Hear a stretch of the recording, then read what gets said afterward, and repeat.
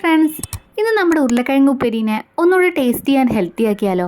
മുരിങ്ങയില പൊടിച്ച് ചേർത്തിട്ടാണ് ഞാൻ അതിനെ ഹെൽത്തി ആക്കുന്നത്.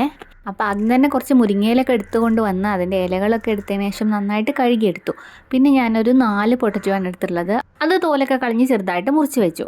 ഇനി പാത്രം അടുപ്പത്ത് വയ്ക്കുക, അതിലേക്ക് ഈ മുരിങ്ങയില ഇട്ട് കൊടുക്കുക കേട്ടോ. എന്നിട്ട് അതിനെ നല്ല പൊടിഞ്ഞു വരുന്ന രീതിയിലാക്കിയെടുക്കണം. ഇടയ്ക്കിടയ്ക്ക് ഇങ്ങനെ ഇളക്കി കൊടുത്തുകൊണ്ടിരുന്നാൽ മതി. കുറച്ച് കഴിയുമ്പോൾ തന്നെ ഇത് നന്നായിട്ട് ഇങ്ങനെ ക്രിസ്പിയായി പൊടിഞ്ഞിട്ട് വരും കേട്ടോ.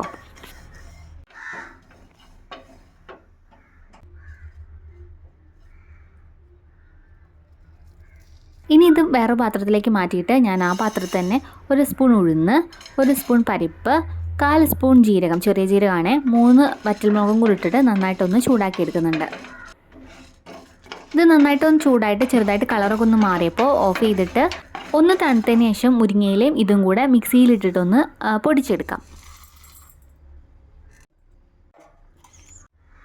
ഇനി ഉരുളക്കിഴങ്ങ് വെച്ചിട്ടുള്ള പണി. അതിനൊരു പാത്രം വെച്ചു, ചൂടായപ്പോൾ വെളിച്ചെണ്ണ ഒഴിച്ചു കൊടുത്തു, 1/4 സ്പൂൺ കടുകിട്ട് പൊട്ടിച്ചു, പിന്നെ 1/2 സ്പൂണ് ഉഴുന്നിട്ടിട്ട് അതും കൂടെ ഒന്ന് പൊട്ടിച്ചെടുത്തു. ഒരു 6-7 അല്ലി വെളുത്തുള്ളിയും പിന്നെ കുറച്ച് കറിവേപ്പിലും കൂടെ ഇട്ടിട്ട് നന്നായിട്ട് ഇളക്കി കൊടുക്കുക. അതിനുശേഷം ഈ നമ്മുടെ പൊട്ടറ്റോ അരിഞ്ഞ് വെച്ചിട്ടുണ്ടല്ലോ അതും കൂടെ ചേർത്ത് കൊടുക്കുക. ഇനി ഇതിലേക്ക് ആവശ്യത്തിന് ഉപ്പും കൂടെ ചേർത്ത് കൊടുത്തിട്ട് നന്നായിട്ട് ഇളക്കി കൊടുക്കുക. സാധാ ഒരു ഉരുളക്കിഴങ്ങ് കൊണ്ട് ഒരു ഉപ്പേരി ഉണ്ടാക്കില്ലേ, അതുപോലെ തന്നെ കേട്ടോ ഈ പ്രോസസ്സ്.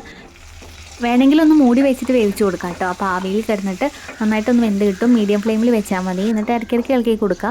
അപ്പോൾ കുറച്ച് കഴിഞ്ഞാൽ തന്നെ ഇതുപോലെ നന്നായിട്ട് വെന്ത് കിട്ടും. ഇങ്ങനെ നന്നായിട്ട് വെന്ത് കിട്ടിയാൽ നമ്മൾ ഉണ്ടാക്കി വെച്ചിരിക്കുന്ന ആ പൊടി ഉണ്ടല്ലോ അത് കുറച്ച് ചേർത്ത് കൊടുക്കുക. ഞാൻ ഉണ്ടാക്കി വെച്ച ആ ഫുൾ പൊടി ഇതിൽ ചേർത്തിട്ടില്ല, പകുതി പൊടിയേ ചേർത്തിട്ടുള്ളൂ.